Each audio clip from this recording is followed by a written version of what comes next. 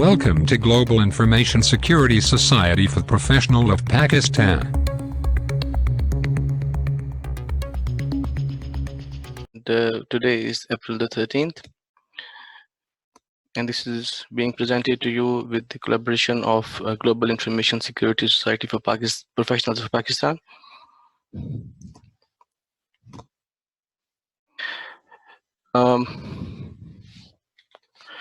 This is me, Imran Hashim, and this is information about me.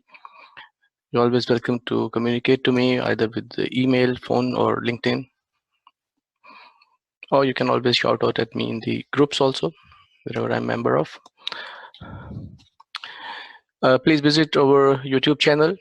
This is the link here. The link is also available on all the introduction which is being shared with you.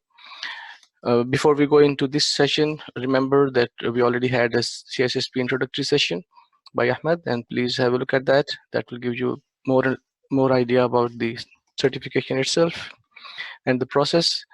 Then I have put 2 videos for the first domain, and there is part 1 of the second domain also available on the YouTube channel. Please have a look at that to get the previous information about this training. So today we'll continue with our 3 remaining points of the domain objectives. We already covered in the first session identify and classify information and assets, and determine and maintain information and asset ownership, and the protect privacy. So these were the 3 points we already discussed. Today we'll resume our session and we'll continue with the ensure appropriate asset retention. So this will be detailed about the retention and retention policies, what are the benefits and drawbacks of having retention for all your assets and information. Then we'll go with the data security controls, and finally we'll go with the established information and asset handling requirements. So there we go. Let's start with our first point, retention. What is the retention? Retention means to retain the copy of the information or the asset that you have. So as we earlier talked about this, the information life cycle is, it starts with the acquisition, then we keep using it, and then in the end either we archive it. From archive we can bring it back to the usage, or we can then destroy the information or the asset completely. So in this information life cycle, we see the archiving is the one where we put the data into stale mode for a longer period of time.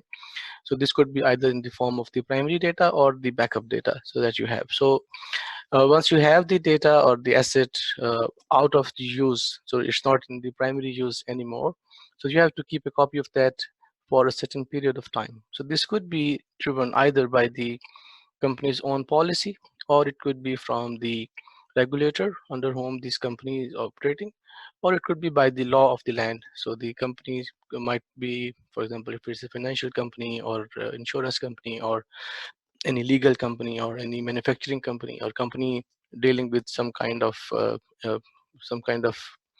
customers who might have implications later on.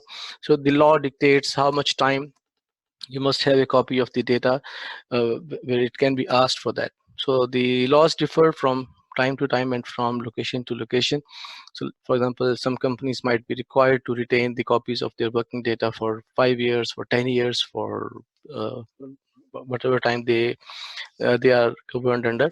So the record retention involves retaining and maintaining important information as long as it is needed, and destroying it when it is no longer needed. So this point of destroying this after it is no longer needed, it's another very, very important thing. If you do not have a policy, so you will be expected to have a copy of all the data in the life cycle. So you might be asked that maybe 20 years ago you might have the piece of data, so you might be required to produce a copy of that. But if you have a policy stating that the company will retain and put all the proper mechanisms to retain the copy of your data for a certain period of time, and after that lawfully you are destroying it, you will not be required to produce a copy of that. Many of the examples exist in the world. One of the examples is for the Boeing. So they were required to, they had around 14,000 backup tapes in their warehouse, and one of the clients, they required them to produce a copy of all the data about them from all those tapes lawfully, and they had to then restore all those 40,000 tapes, which took them a lot of time and effort and money, and there were also problems. So eventually they had to settle in a dispute by paying around hundreds of millions of dollars to get rid of that. So if you do not have retention policy, you might run into the situations where you will be required to produce data which you do not have, and lawfully you cannot say no on that. But with the retention policy, you will always have a shielding that we will keep a data for a certain period of time, and after that we will not have any legal obligation of producing that data. So an organization security policy or data policy typically identifies retention time frames. So as I mentioned earlier, so any of the things can be there. So for example, if you are in Saudi Arabia, if you're in Pakistan, these in Pakistan it's State Bank of Pakistan who gives you the policies. In Saudi Arabia it's SAMA. In other countries also it's the financial institutions head, the regulator of that particular type of institution. So they will give you the guidelines for how long the data has to be retained.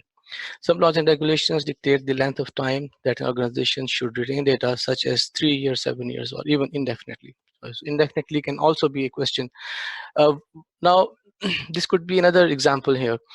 Whenever you have any legal document, for example, you have an agreement with the company, or you have a non-disclosure agreement, or you have some kind of partnership with someone. So those are the documents, any legal document that has a legal implication, it has to be retained indefinitely.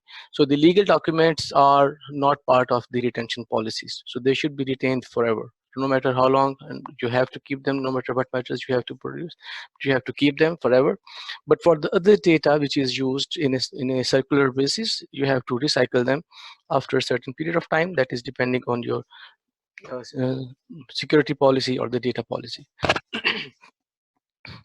Organizations have the responsibility of identifying laws and regulations that apply and complying with them. So it is the responsibility of the organization. So the implementer will not come to you to guide you for that. So they will give you the guidelines, and after that they will expect that you know which of these guidelines are for you, and that cannot be served as a reference that because you don't know you will not keep a copy. No, because there is a law, you must know about the law because of your field of working, and after that you must be responsible for maintaining that particular retention period. So this is true for everything: your applications, your data, your working data, especially the data which is related to the customers, or anything which has the transactions about the financial transactions about that. So whenever you will be audited, there is an audit, or there is any checkup about the company, so those kind of records might be required to reproduce at that time. Okay. So when an organization doesn't have a retention policy, administrators may delete valuable data earlier than the management expects them, or to attempt to keep the data indefinitely. Because you don't have a retention policy, it means that the administrators are on their own, the people who are like the IT guys, so who are doing the backups of the data. So if they do not have any direction for how long the backup tapes should be kept and when they can recycle it, they will keep it forever, or they will say that because we have only so many number of tapes and after this much time I will recycle them. When the management of the company or the any of the responsible person of the company, they will require this information, they will ask for it, and at that time they might be told that the data has been recycled and we don't have any copy of that data. So the retention policy ensures that everybody is on the same page, everybody from the management, from the administration, as well as from the IT people or the IT administrators. So they are all on the same page, and they know what they have to produce, at what time, and what's required from them to put the policies for the retention of their data. So the longer data is retained, the more it costs in terms of media, locations to store it, and personnel to protect it. So this is a very true story. So I'll give you an example. If you guys are familiar with the old DLT tapes, so you might have a data which was backed up 10 years ago or 15 years ago using the DLT libraries or DLT tape media, or maybe a simple tape drive. Now, after 15 years, 20 years, if somebody says that, guys, do you have the copy of the data? You will say, yes, we do have. Okay, fine. Can you give me a copy of that? At that time, you might be required to produce a working DLT library, which might not be existing at this moment because it's an extinct technology, nobody has it, and if yours is not functioning and you go to the market, you will not find it very easily. So this could be a very rare example. In that case, you might be required to do some extra precautions. So you need to maintain all those media libraries which were used exactly at the time when the backups were taken at that time. So it's not the matter of only keeping the media, it's also a matter of keeping the technology that was used to retain that media. So now that if you can have a policy which is backup to disk to disk, and then in that case you will not be dependent on the libraries or or any of those media things. But still, it's a costly thing. You have to retain the number of copies for every year, every month, every fiscal year. You might have to have a separate copy of that. Now, having this physical storage is another cost. Having the people is another cost. Then you need to have a testing environment also, which you can periodically test those media, ensuring that at the time when the data is required, it is really reproducible. So whenever you are defining the length of the retention period, it has to be studied well, and then all the precautions have to be taken when we are implementing that. Okay, so whenever you are defining a retention policy, so these are a few points. So this could be done in sequence, and then you can at the end of this exercise you can expect that you have a good retention policy. So first of all, evaluate the statutory requirements, litigation obligations, and business needs. So all of them has to be studied. So you have to involve everybody on the board, your legal guys, your risk guys, your financial people, people who have the the source data access. All of them have to have an input in this, and after that you should say, okay, this is the duration, and this is the thing that we have to provide the retention for.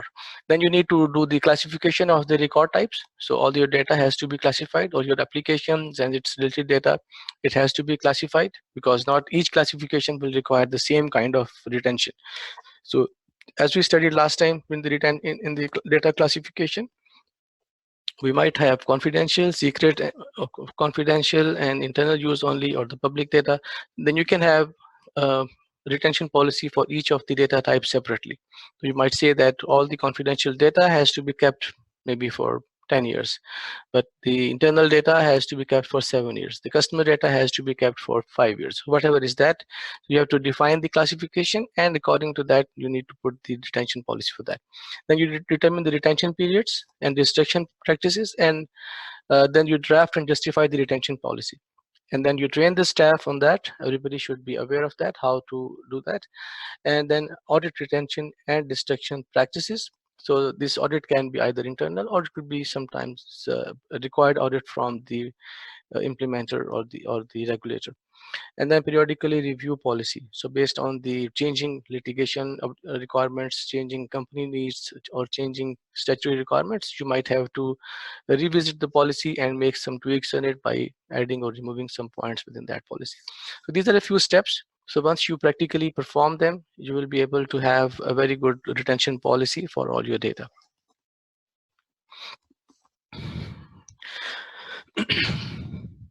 Now we talk about the data security controls.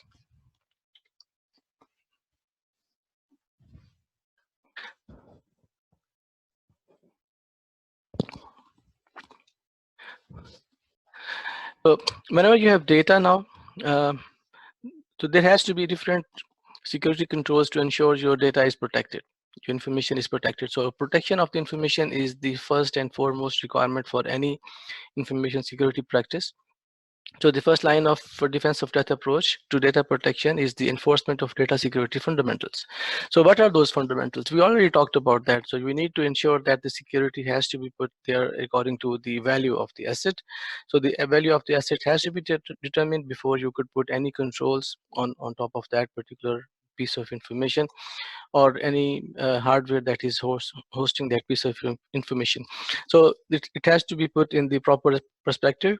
So that has to be defensive in depth. You shouldn't rely on a single technology or single technique or a single hardware. Instead, you should put all of them in conjunction with each other so that in harmony they can provide you the required security which is required for that particular asset, that particular information or the hardware that you have. So so you have to ensure that the proper classification has been done and you have put all the required protections for that particular piece of information or the hardware or all that information asset that you have.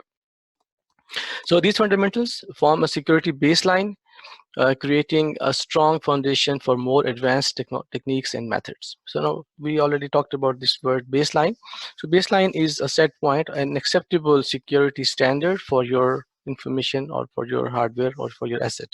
So once you have a similar asset acquired in the future, you will bring it to the baseline security. So you will know that this particular kind of hardware, this particular kind of asset requires so and so security measures which are already documented, and we will provide them according to that. So the security professionals should consider the following questions when applying the baseline security. In the coming slide, we'll discuss about those questions. So these are the questions that you will ask, and based on the answers, you will define the security baselines. So the first question is that what parts of the enterprise or system can be protected with the same baseline? So which means that which systems, which hardware, which software, which application, or which kind of data that you have will be protected by that. It means that you will have a baseline for each kind of asset that you have in your environment. For example, if you have multiple systems running, you have, for example, Windows systems, you have Linux systems, Unix systems, you're running Oracle, you're running SQL, you're running Sybase, or any other kind of system. For each of the system, there will be a different baseline. For that particular type of system, whenever it is acquired in the future, you will know that what kind of security should be there to protect that particular asset, information asset. So should the same baseline be applied throughout the whole enterprise? So that's another question. So this is another example that for the same kind of asset, when it is implemented in different environments or different situations, they might have different baselines. You might say that when the same data is applied, if you have a customer which requires to have specific security in part of that interaction with them, you might have a separate baseline for that. So you might have the same system implemented in two different environments, so you can have a separate baseline for that, but each of them has to be very separately declared, defined, practiced, and implemented in the company. So what security level should the baseline aim at? So that will be depending on the classification of the data that particular uh, baseline is dealing with, and how will the controls forming the baseline be determined, because the purpose for the baseline is to ensure the security is acceptable for that. It means that the controls will be different from one baseline to the other. So you have to ensure that you have answers to all of these questions. Based on that, you will define the baselines for all the systems which are there in your environment. So the security baseline is your first defense in depth technique, or first line of defense for securing your data, securing your assets, securing your hardware, whatever you have. So another technique is the scoping and tailoring baselines from established frameworks. So you can have, we already talked about these frameworks. So we have many security control frameworks against which the security practitioner can design and implement baseline security in security and risk management. Last module, the first module of the CISSP.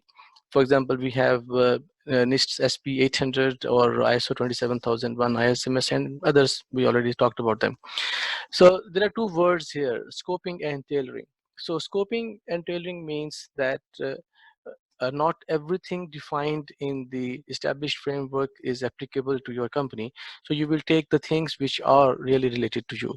So you will take all the controls provided by that particular framework, and you will tick them that this is what we can implement, this is not applicable to us, or this might be applicable to us with a few tweaks or a few changes or a few scope definitions.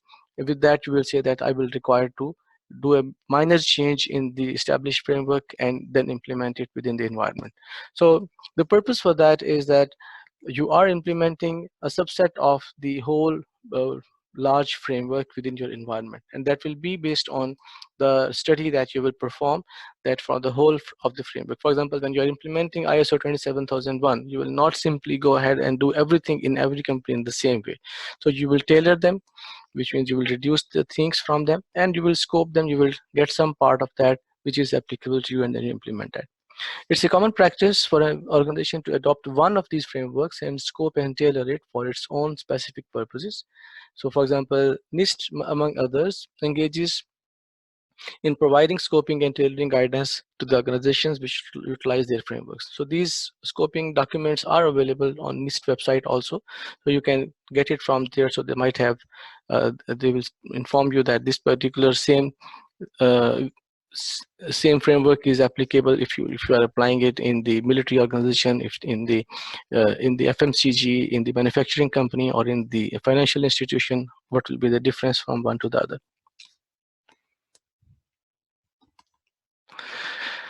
So another technique for storing your data is the cryptography. So we will have a full, a very large session about cryptography in the next module. So here we'll have a very small touch base on the cryptography. In a nutshell, cryptography means to put your data in a format that it is not understandable to anyone. So you are scrambling your data and ensuring that if somebody have access to your data unlawfully, they will not be able to get the meaning of their data. So that is called the cryptography. We will have a very detailed session in the next module. So as we mentioned earlier, we have three states of any data. So data at rest, it means that the data is stored offline, or the data is on a system which is off at the moment. For example, the stored data on the hard disk, the stored data which is not used at the moment. So this all is data at rest. Then there is data in use. Data in use means that the data is at the moment in usage. For example, the application is running at the moment. The application has loaded the data in the memory of the computer, so that data will be called data in use. And the third one is the data in transit. So the transit means that the data is traveling over the network, be it the local network or the internet or any extranet or any other media which moves the data from one place to the other. So all of that will be called the data in transit. So you have to ensure that the security is there for whatever state the data is in, be the data at rest or in motion or in transit. In all three states, the data has to be secure. Cryptography will give you a very good defense against the malicious intent of accessing the data while the data is at rest, or the data is in motion, or the data is in use. So here in these slides, we'll see a bit of this.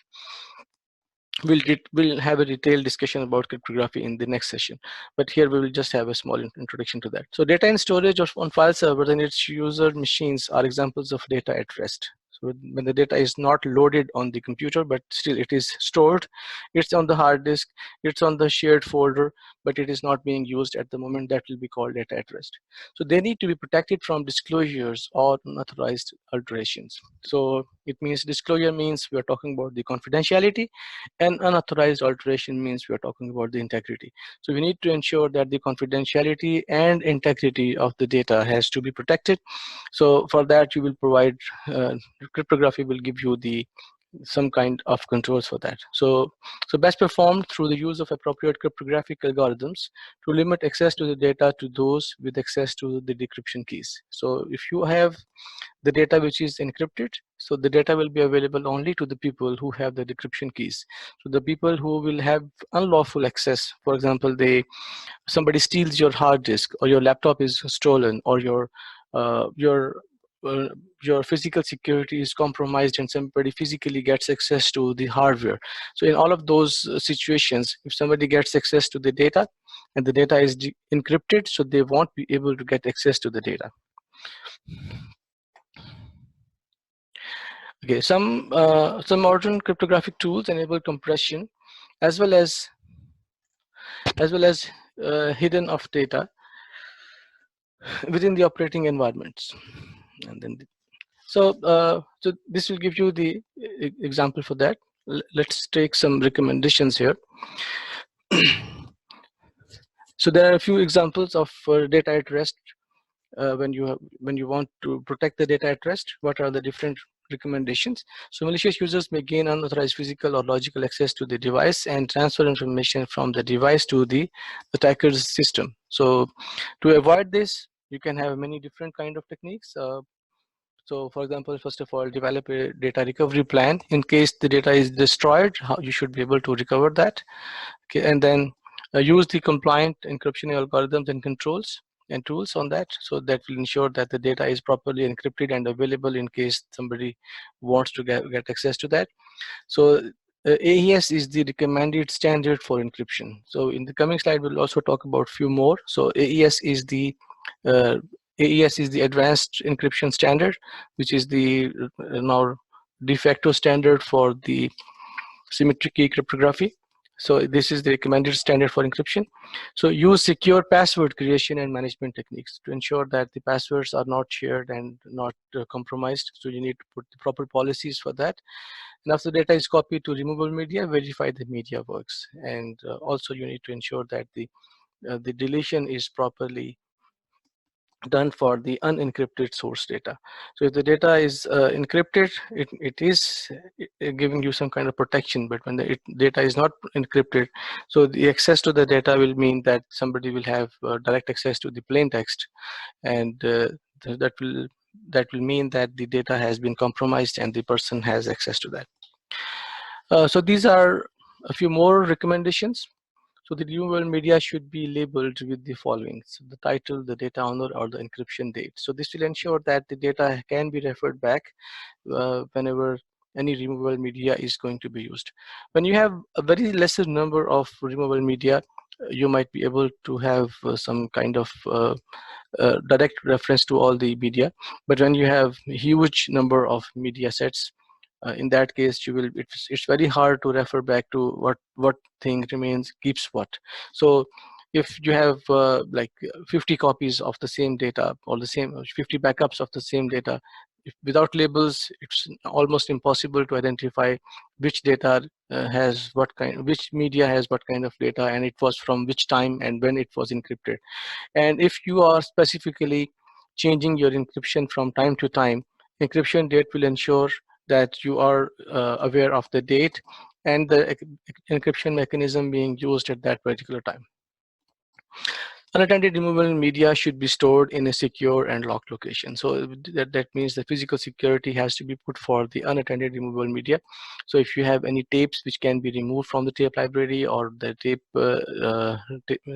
or you have any USB sticks or any other external hard disks, or any hard disk which have the data but they are out of the system, you need to ensure that they're properly protected. So you need to have proper lockers, which should be fire-proof, which should be heat-proof, which should have proper physical security on that, and the access has to be properly logged, and all the access to the media has to be properly logged to ensure that the data is not compromised at any time.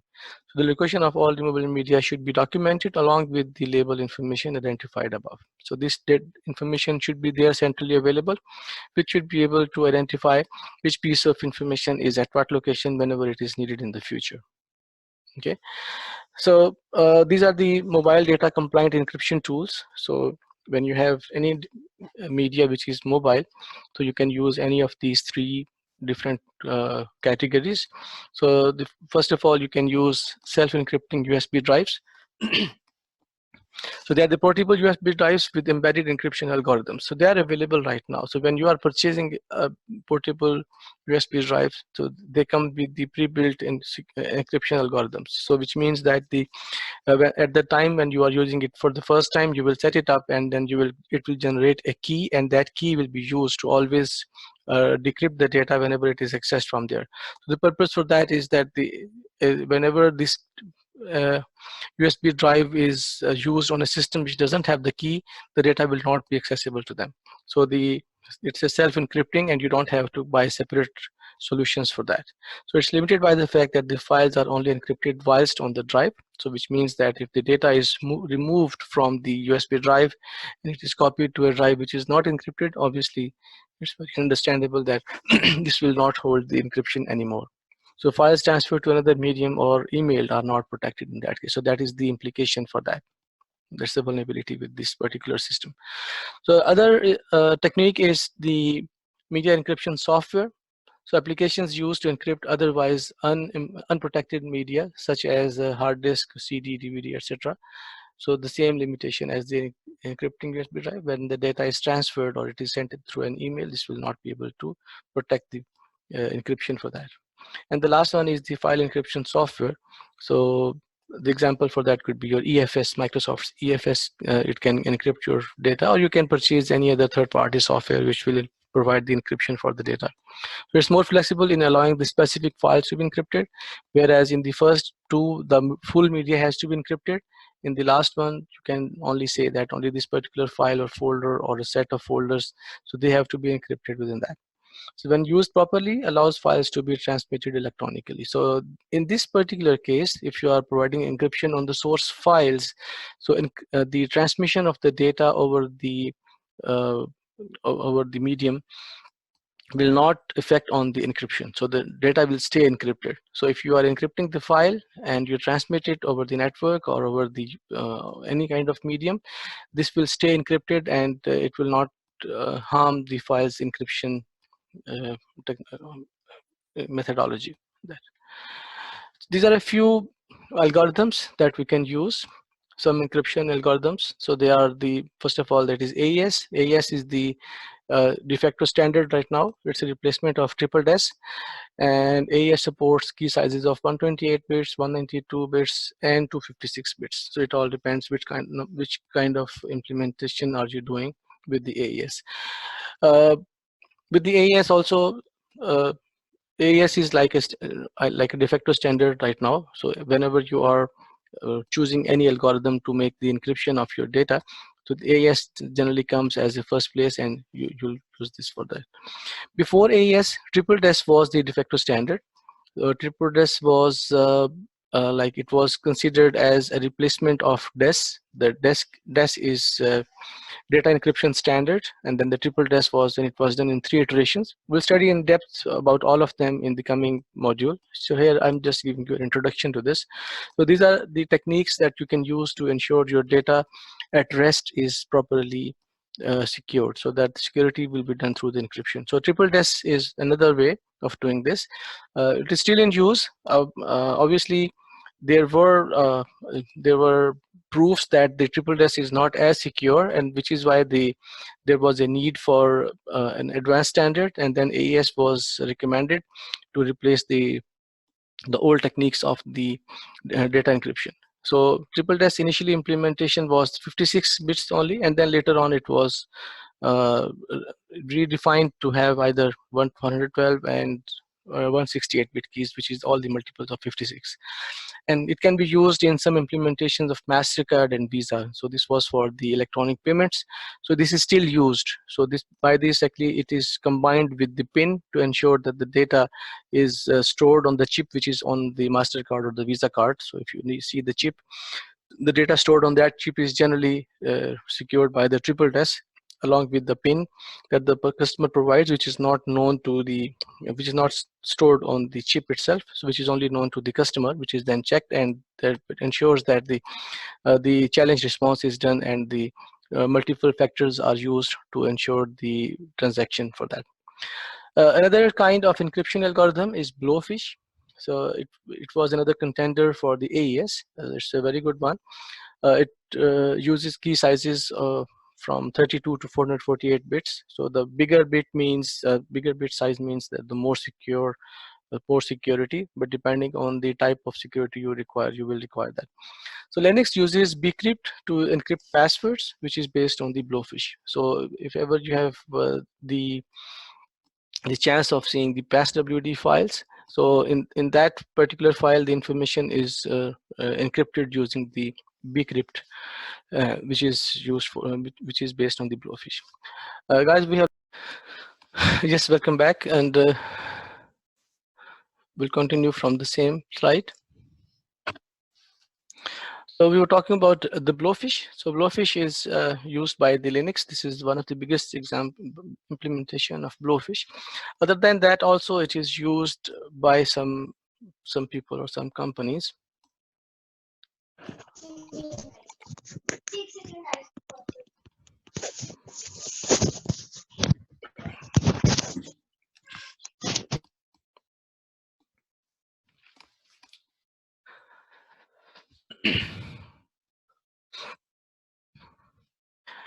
Okay, so these were all mechanisms or the tools for data at rest. So when you want to have the protection of the data at rest, so you do the encryption or you do the physical security for that.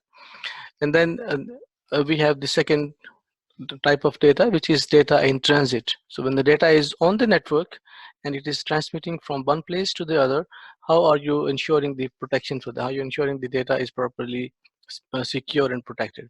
So data in transit are particularly vulnerable as it often passes out of the physical security boundaries of the organization.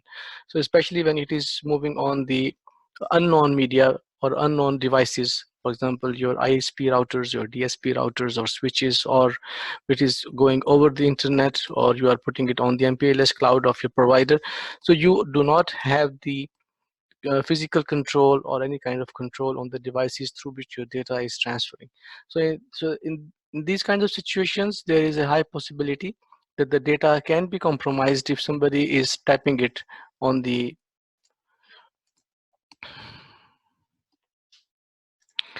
somebody's tapping it on the media type. So various attack tools can be used against the data in transit. So sniffing and spoofing tools such as the Wireshark and EtherCap. So the man-in-the-middle tools, they are often in the armory of the attacker. So they are the ones which can be used by the attacker to gain access to your data while it is on the network. So to ensure the data is on the network and it is secure, so you also apply the cryptography for that. So this cryptography can be done in either one of these ways. So we can either do the end-to-end encryption or we can do the link encryption. So in the end-to-end encryption, the encryption is done based from the sender to the receiver. The whole location is the whole the transmitting medium is there is a complete encryption from end to end. So it means that the data is encrypted at source and it is decrypted at destination. So in that case, the whole medium is completely encrypted, and if the data is compromised in between at any place, the attacker will not be able to have access to that.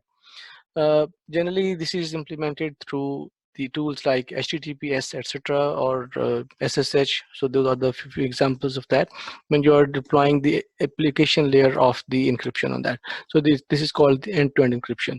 So either it is done by the service provider who is providing the services, for example, the web server or the SSH provider for that, or it is requested by the user himself. So they might say that if it is not so and so security, I will not have the access to that. So this will ensure that the whatever medium you are using for transmitting the data is properly secure and it doesn't have any implication on that. So the other type of encryption could be the link encryption. So this is generally done on the lower layers, generally layer 3 and 4. So this is on the transport layer or the network layer. So in these both scenarios, it is done either at the router level, like you can implement some VPN solutions. You can have the link encryption softwares, link encryption techniques also can be used to implement this particular thing. And the last one is the link layer encryption, which is a very low level. So which is to ensure that the local transmission on the local medium is also encrypted, and the endpoints, they communicate with each other from the switch to the endpoint. the data is properly encrypted, and any kind of wiretapping like Wireshark or any other EtherCap or any other tools, so they will not be able to physically see the data on that. Depending on the type of data that you are transmitting, you will use these kinds of encryption techniques. So if you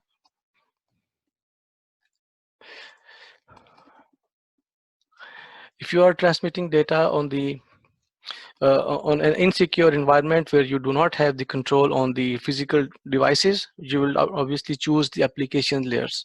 So because that will ensure that whatever medium it is moving on, the data is properly secured. But if you have control on the physical medium, for example, your company routers, your company switches, your company endpoints, you can put the you can implement the security on those layers as well. So that all depends on the kind of implementation that you have. But so this is the difference between the end-to-end or link encryption. Okay, so sorry, we're going back on that. So the third point I did not mention in the slide, which is the data in use. So generally for that, you ensure that the data in memory is properly encrypted. So the data, when it is loaded and it is used, it is in the memory. Generally, they are prone to the side-by-side attacks when somebody can either they can access your memory, they can access the copy of the memory, or they can access the addresses, physical addresses of the RAM on which the data is being processed. So in those cases, you will also ensure that the proper encryption is done. So in those kinds of things, if your files are properly encrypted, so they will be they will be then not prone to the side-by-side attacks in that case. We'll talk about the last point of the asset security, which is the established information and asset handling requirements. Now, in this we'll see how the information is properly handled and how are you going to use this, move it from one place to the other. So first of all, establishing the requirements. So as with the physical assets, it's important that the classified information assets are clearly marked and labeled. Ideally, the computing system will in turn enforce those labels. Now, as we talked about this labeling earlier in the previous session also, the labeling can be either physical or logical. So you can logically label the data. Once you do the classification, each classification of data, they must have the proper retention periods, proper security measures, proper implementations of those security measures to ensure that. So for that, to ensure that it is done, you use the MAC, which is the mandatory access control. When we study the identity and access management, we'll study more about the MAC, but just to give you a flavor of this here. So MAC ensures that the controls are mandatory, so it's not optional, it's not based on the discretion of the person. So on the contrary of the discretionary access control, mandatory access control will ensure that all those security measures which are required to protect the data at that particular classification, they will be implemented whether the user chooses them or not. So those are called the mandatory access control. So MAC is an example of forced implementation of the security controls on the data based on its classification. That can also only be done if you have the proper labeling done on the data. Okay, so how do you manage your storage media? So for the security of your storage media, so the storage media, storing the sensitive information requires physical and logical control. So you should have both physical control as well as logical controls to ensure that the data which is stored on the storage media is safe. So these security professionals, the professionals must continually bear in mind that the media lacks the means for digital accountability when the data is not encrypted. So as we mentioned earlier, if the data is not encrypted and somebody gets access to that, he will have direct access to the data. So the first compromise will mean that the data is fully compromised and it is fully leaked and it is fully in the hands of the attacker. So which is why you must have extreme measures when you are handling the data which is holding the sensitive media. So you should have the logical and physical controls like marking and handling, storing and declassification, providing methods for secure handling of the sensitive media. So this media could be, again, as I mentioned earlier, this could be your tapes, this could be your physical disks, or this could be your removable disks. Any of them could be this, and you have to ensure that each of them has a proper security environment in which the data is properly secured on those media. And the media is also stored in the proper secured environment, secured lockers, etc. Another aspect of the security is the marking. So you have to ensure that the data or the media has to be properly marked. They should have the policy. The company should have the policy in place regarding the marking of media. So the storage media should have a physical label identifying the sensitivity of the information contained. So, but actually, this point has some discussion on that. So some people are not in the favor of this, and some people are in this. So there are people who give recommendation to use this. So they say that this way you will know that what kind of information will be stored on that, and based on that you will put more security on that. On the contrary, some people say that if you put some kind of these kinds of labels on the media, so it means that if somebody physically tries to get access to the information, so if they can classify from the physical labels, so that it's easy for them, you're making their job easy to find which tapes they are looking for, or which medium, which medium type they are looking for. So you should be very careful on that. If you have proper security measures in terms of physical security, you can definitely go ahead with this. If you do not have a very sensitive or very high level of physical security, then you might have to do some kind of work around with that also.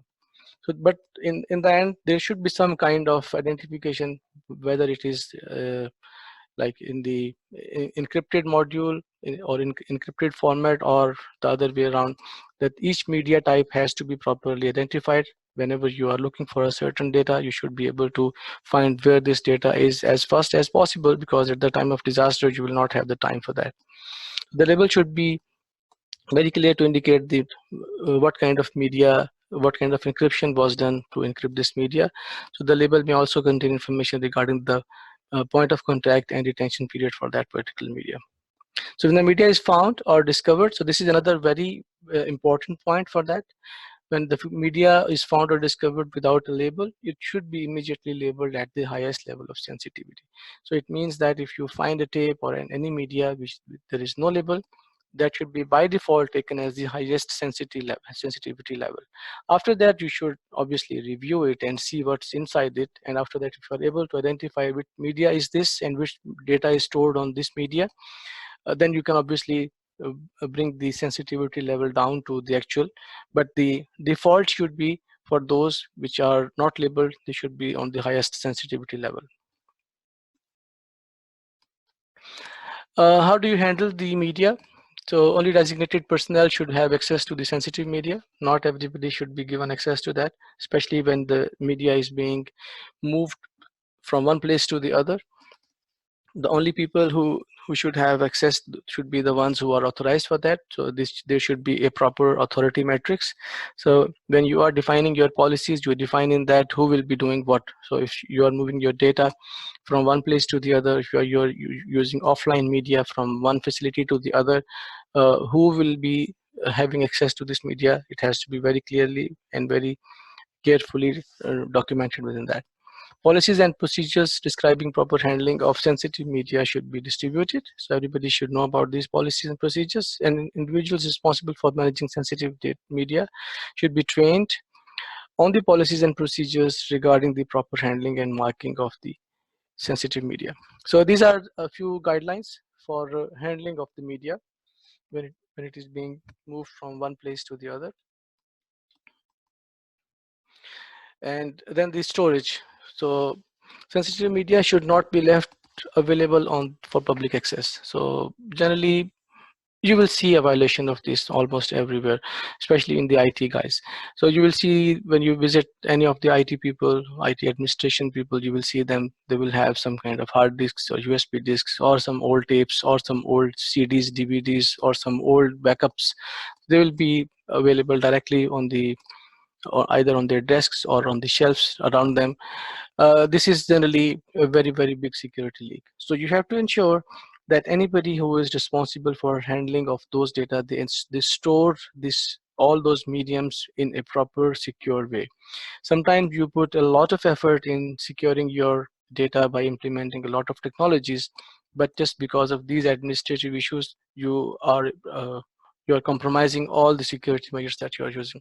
So you have to ensure that any media, any medium, any storage media that has any kind of data on it, it has to fall in the same classification level as the actual data which is on that. So wherever possible, backup media should be encrypted and stored in a security container such as safe or strong box with the limited access. And storing encrypted backup media at an offsite location should be considered for disaster recovery purposes. This is another very important point. So especially if you are storing your offline backups in an offsite location, in that case you have to ensure that those backups are encrypted, because if they are, especially when they are stored on a place which is not owned by you, if it is a co-location place or it's a rented place which is not owned by you, so to ensure that the proper encryption has been done for all the backups or on the media for those offsite locations. So sensitive backup media stored at the same site as the system should be kept in a fire resistant box whenever possible. So this point is important. So if your physical place where your actual data resides as well as your backup data resides, they are the same, you have to ensure that the backup media is in the stored box which is secure, which is strong, which is unbreakable, and it is fire resistant and it's heat resistant. So generally we very much focus on the fire resistance, but heat resistance is another more important things, because if there is a fire, for example, and your physical medium, your physical storage in which you are storing that media, if it has a lot of heat, so with the heat your medium, your tapes will be melted. So you have to ensure that there should be fire resistance as well as the heat resistance, both of them should be there. So in every case, the number of individuals with access to the media should be strictly limited, and separation of duties and job rotation concepts should be implemented when it is cost effective to do so.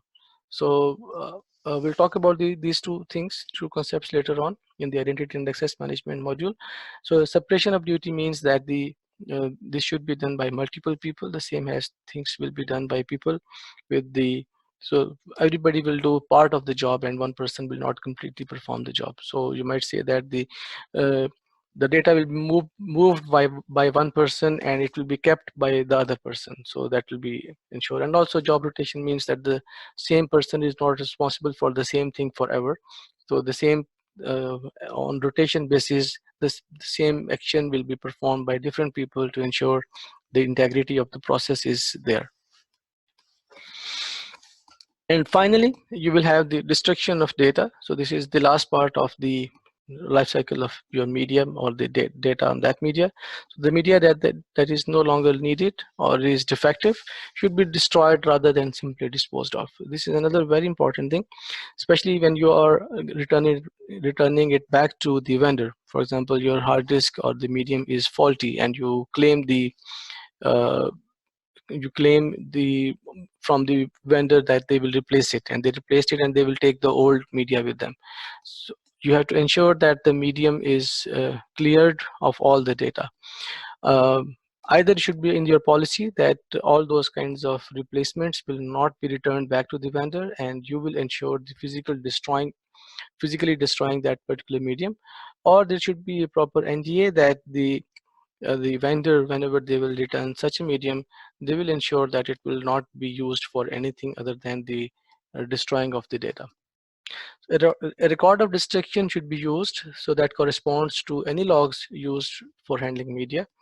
And finally, the security practitioners should implement object reuse control for any media in question when the sensitivity is unknown, rather than simply recycling it. So we already talked about this in the data remains thing. So we have to ensure that either we degauss the medium, or we completely overwrite it multiple times, or we destroy it completely, depending on the type of implementation that you have for the security of your data. Okay, and this is the last point for today's topic, which is the DLP. This is another technique to ensure the data is properly secure. DLP can be worded as data leak prevention or sometimes data loss prevention. So these are the two words which are related with the DLP. So data leak means the data is leaked to the unintended recipient. So the person who is not authorized to see the data, so they have access to that, which means you are breaching the confidentiality of the data. And the data loss is with the availability. So it means that the data is lost. So the data is lost from its source and it is gone and it is not recoverable. So that will be called the data loss prevention. So for both you will have to have techniques. So they both will get harm to the data. So it means to prevent external parties gaining access to the company data, or external parties destroying the data from the company. So this is the difference. So you can have either data loss or data leak. Sometimes data loss is not as bigger as the data leak. When data is lost, you have lost the data, but you will not have any other implication of that data. But if the data is leaked, so it is on a higher level of risk. So it means that the data can be in the hands of your competitor, in the hands of somebody who is against you, and they can use this data against you, or they can use it for some competitive edge in the market. So if this information is revealed to them, so they will use it to gain some further advancement in the same field that you are in. So you have to ensure that both data loss and data leak, they are prevented. So to prevent this, you can implement a lot of techniques, a lot of software, and a lot of solutions are available in the market right now, which will give you the DLP solutions. So the DLP solutions can be either on the endpoint or based on the network. So the endpoint DLP solution means that you implement it on the endpoint on which the data is being stored or used. So for example, you will have a McAfee DLP solution, you will have Iron Port DLP solution, you have Symmetric have a DLP solution, then there are many others also. So they will ensure that at the endpoint, the data is properly utilized, and whenever the data is transmitted from there, so a check has been done, and to ensure that the data is not sent in an insecure format. So the example could be that if any email which is sent with the credit card numbers, so that could be stopped. Any email with specific patterns of words, with specific statements, specific kinds of files, so they will be all sent for review for someone, or a copy of that will be sent for someone, or at least a log is maintained with all those people who are sending and receiving those kinds of information. Also in those cases, you will ensure that the data with the specific kind of information within that is not sent to the unintended recipients. So that is the solution for the endpoint DLP. For example, the same will be applicable, that you will stop the USB drives for the end users, you will stop the CD drives for the end users, you will ensure that the people will not be able to plug in any device and get a copy of the data that they have. Mass storage devices attached to the network, so they will be monitored whenever you plug in any USB or any other mass storage device within the PC. The other example is based on the network DLP. So in that case, you put some standards, you put some devices at the endpoints or at the edges of your environment. So whenever any information is on the network or leaving the network or entering into the network, you are continuously watching it, you are continuously monitoring it, and based on the policies, you will either allow or disallow the movement of those data, or at least you are recording the movement of that kind of data within your environment. Or in the end, you can have hybrid DLP approach also. So in that, you can have the a combination of endpoint and the network DLP together. So you will have endpoint DLP implemented in conjunction with the network DLP. So they both communicate with each other, and they make sure that the information stored by the user, sent by the user, and then received by the user, or moving within the environment is all proper, and it does not have any implication on the information of the company. Thank you very much. That concludes our session for today, and I appreciate for all of you who are participating into this. So this will complete our 2 sessions or 2 modules, and inshallah now we'll move to the 3rd module. Any questions, please?